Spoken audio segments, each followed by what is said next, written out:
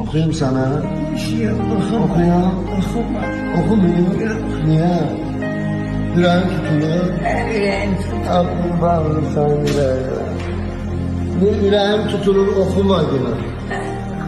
Alacan bağrımda neylemişem ben. Öz canımı kurban eylemişem ben. İki kelime danıştım ayrıldım benden.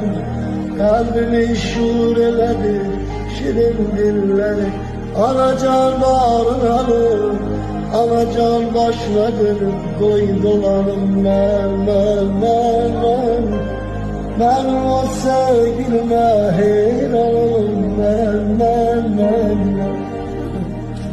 Alacan eşkotla yanmamışam ben.